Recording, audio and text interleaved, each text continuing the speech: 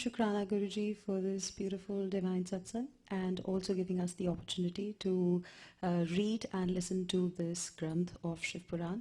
Last week we read chapter 54 of Rudra Samhita part 3.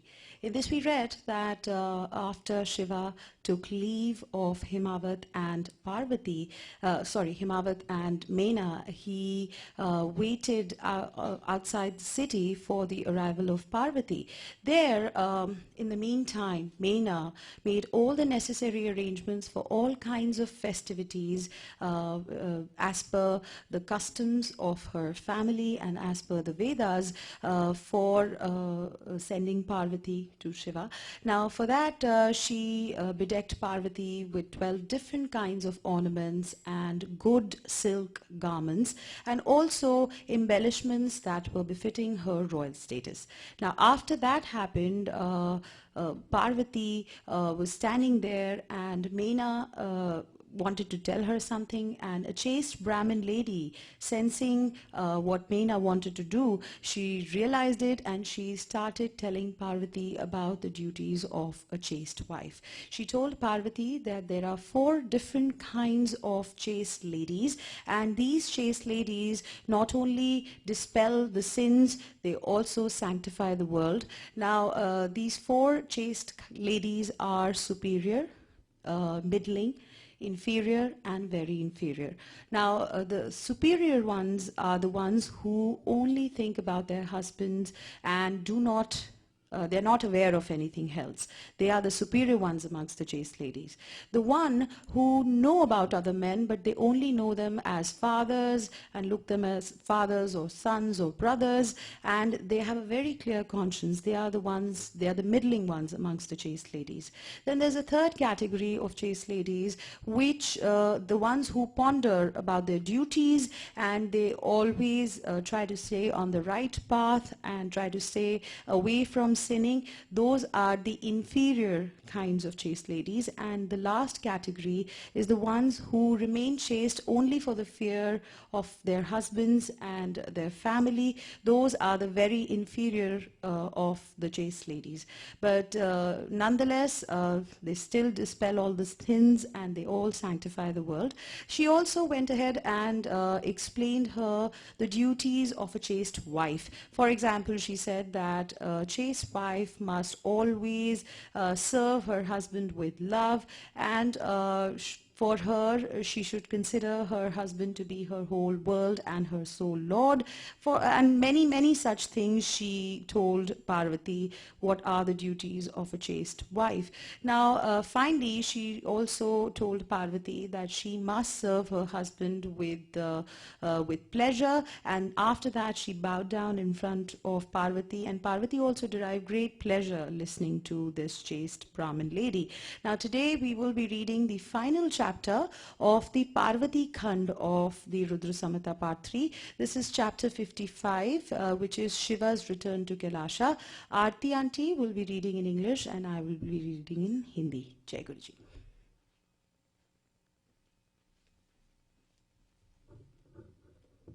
Namaste to Guruji, Jai Guruji to everybody. Shukrana Maharaj for the seva. With Guruji's kind permission, I will be reading chapter 55, Rudra Samhita. The chapter is titled Shiva Returns to Kailasha. Brahma said, thus instructing the goddess in the rights of a chaste lady, the Brahmin lady told Mena, while taking leave of her, make arrangements for her journey. Saying, so be it. She became exasperated by her affection. Controlling herself a little, she called Parvati to her when her agitation due to imminent separation became all the more unbearable. Embracing her, she cried loudly and frequently. Parvati too cried, uttering piteous words. The beloved of the mountain, as well as her daughter, became unconscious due to grief. The wives of the gods too fainted on hearing Parvati cry. All the ladies cried. Everything became senseless. Who else, even the great Lord, the leader of yogins, cried at the time of departure? In the meantime, Himavat came hurriedly along with his sons, ministers, and Brahmins.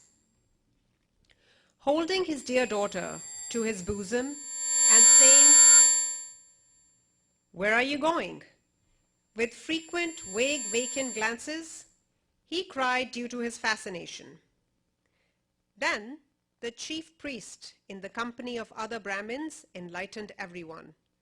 The wise priest, by his spiritual discourse, was able to convince them easily. With great devotion, Parvati bowed to her parents and the preceptor. Following the worldly convention, she cried aloud frequently. When Parvati cried, the ladies cried too, particularly the mother Mena, sisters, and brothers. Her mother, sisters, brothers, father, and the other ladies who were affectionately attached to her cried frequently. Then the Brahmins respectfully intimated to them the auspicious hour for the starting of her journey and consoled them. Then Himavat and Mena composed themselves and caused the palanquin to be brought for Parvati to get in. The Brahmin ladies helped her to get into the palanquin. They gave her their blessings. Her parents and the Brahmins too offered their blessings. Mena and the Lord of Mountains gave her a royal send-off with various auspicious, rare presents not accessible to common people. O sage, Parvati started after bowing to the preceptors, elders, father, mother, the Brahmins, the chief priest, sisters, and the other women. Himavat, the sensible, affectionate father, with his sons, accompanied her as far as the place where the Lord was awaiting joyously along with the gods.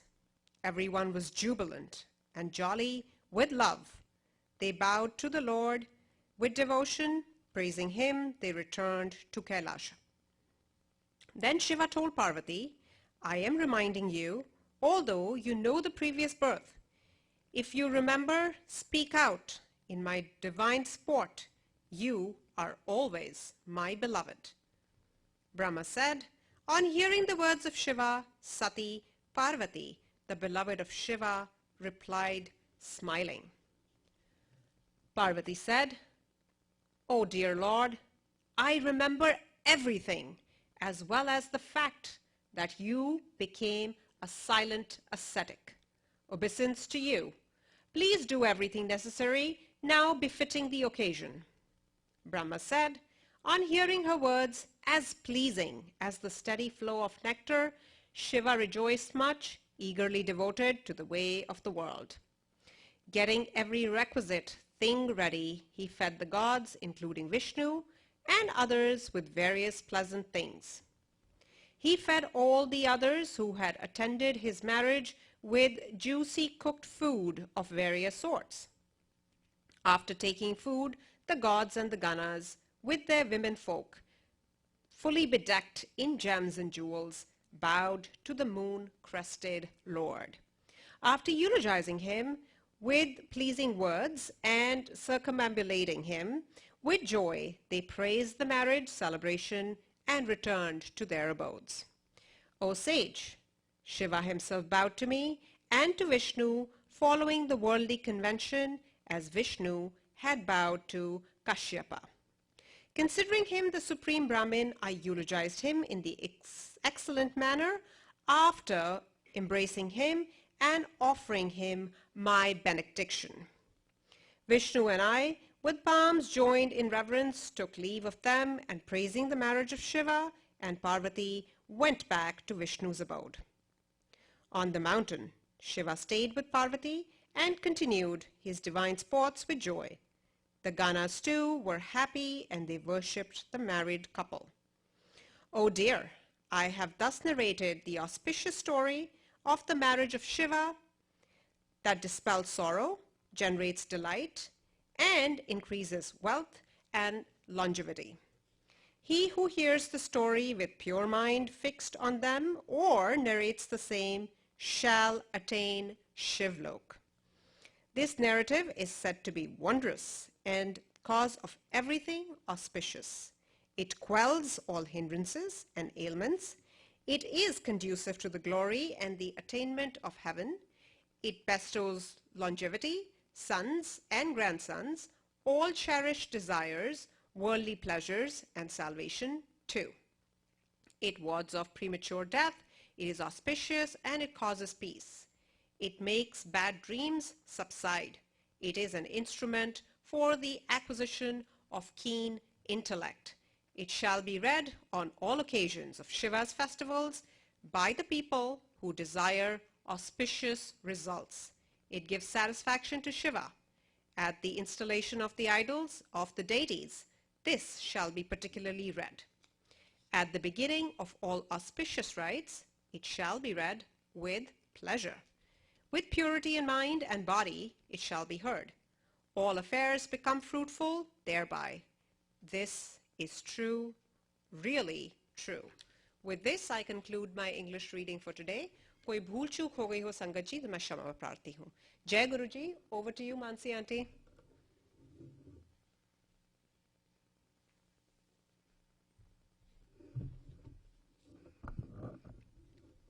जय गुरु जी. शिव पार्वती तथा उनकी बारात की विदाई, भगवान शिव का समस्त देवताओं को विदा करके कैलाश पर रहना और पार्वती खंड के श्रवण की महिमा. ब्रह्मा जी कहते हैं, नारद, ब्राह्मणी ने देवी पार्वती को पतिव्रत धर्म की शिक्षा देने के पश्चात मीना को बुलाकर कहा, महारानी जी, अब अपनी पुत्री की यात्रा कराइए, इसे विदा कीजिए. तब बहुत अच्छा कहकर वह प्रेम के वशीभूत हो गईं. फिर धैर्य धारण करके उन्होंने काली को बुलाया और उसके वियोग के भय से व्याकुल हो वे बेटी को बारंबार गले से लगाकर अत्यंत उच्च स्वर में रोने लगी. फिर पार्वती भी करुणाजनक बात कहती हुई जोर जोर से रो पड़ी. मीना और शिवा दोनों ही विरह शोक से पीड़ित हो मूर्छित हो गईं. पार्वती के रोने से देवपत्नियां भी अपनी सुध-बुध खो बैठी. सारी स्त्रियां वहां रोने लगी. वे सब की सब अचेत सी हो गईं. उस यात्रा के समय परम प्रभु साक्षात योगेश्वर शिव भी रो पड़े. फिर दूसरा कौन चुप रह सकता था. इस समय अपने समस्त पुत्रों, मंत्रियों और उत्तम ब्राह्मणों के साथ हिमालय शीघ्र वहां आ पहुंचे और महेश्वर अपनी बच्ची को हृदय से लगाकर रोने लगे. बेटी, तुम मुझे छोड़कर कहाँ चली जा रही हो? ऐसा कहकर सारे जगत को सूना मानते हुए वे बारंबार विलाप करने लगे.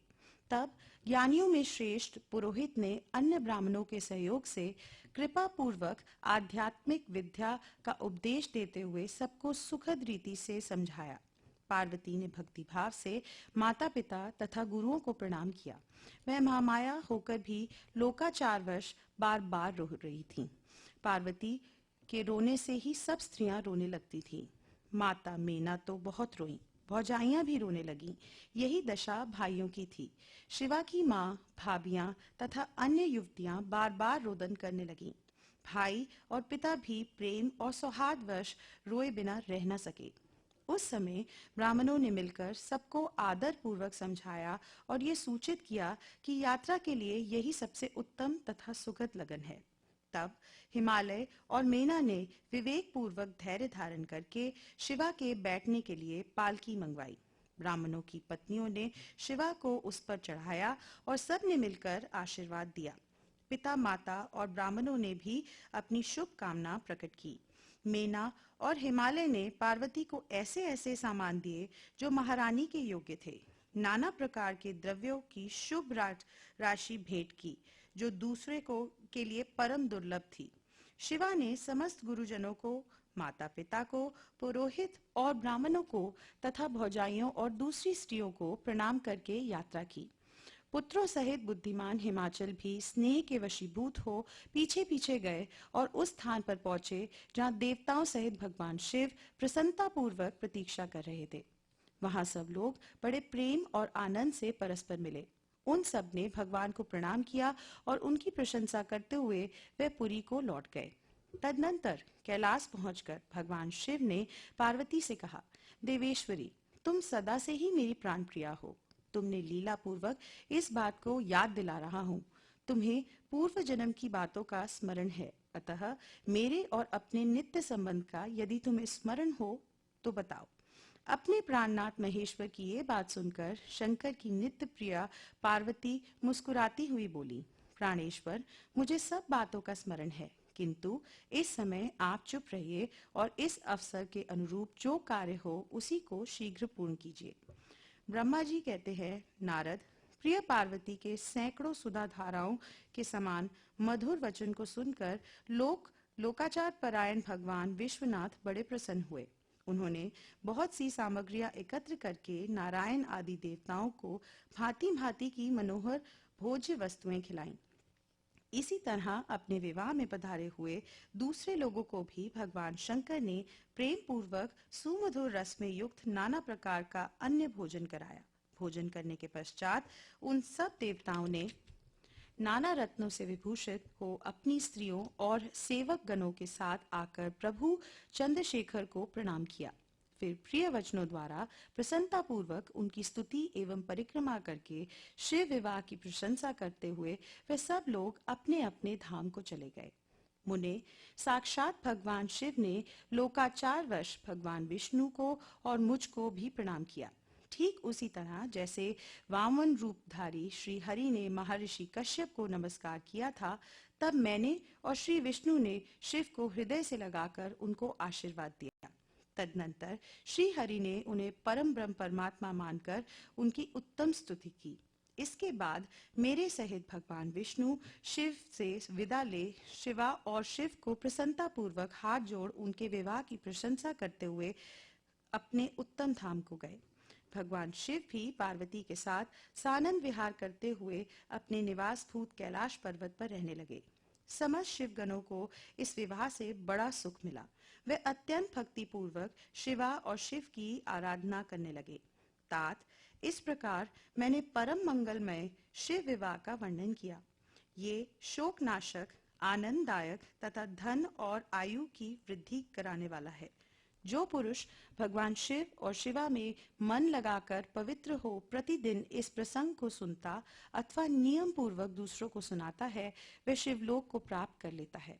ये अद्भुत आख्यान कहा गया जो मंगल का आवास स्थान है। ये संपूर्ण विघ्नों को शांत करके समस्त रोगों का नाश करने वाला है। इसके द्वारा स्वर्ग, यश, आयु तथा पुत्र और पौत्रों की प्राप्ति होती है। ये संपूर्ण कामनाओं को पूर्ण करता है, इस लोक में भोग देता है और परलोक में मोक्ष प्रदान करता है। इस शुभ प्रसंग को सुनने से अपमृत्यु का शमन होता है और परम शांति की प्राप्ति होती है। ये समस्त दुख स्वप्नों को नाशक तथा बुद्धि एवं विवेक आदि का साधक है। अपने शुभ की इच्छा रखने वाले लोगों को शिव संबंधी सभी उत्सवों में प्रसन्नता के साथ प्रयत्न पूर्वक इसका पाठ करना चाहिए। ये भगवान शिव को संतोष प्रदान करने वाला है। विशेषतः देवता आदि के प्रतिष्ठा के समय तथा शिव संबंधी सभी कार्यों के प्रसंग में प्रसन्नता पूर्वक इसका पाठ करना चाहिए अथवा पवित्र हो शिव पार्वती का के इस कल्याणकारी चरित्र का श्रवण करना चाहिए। ऐसा करने से समस्त कार्य सिद्ध होते हैं।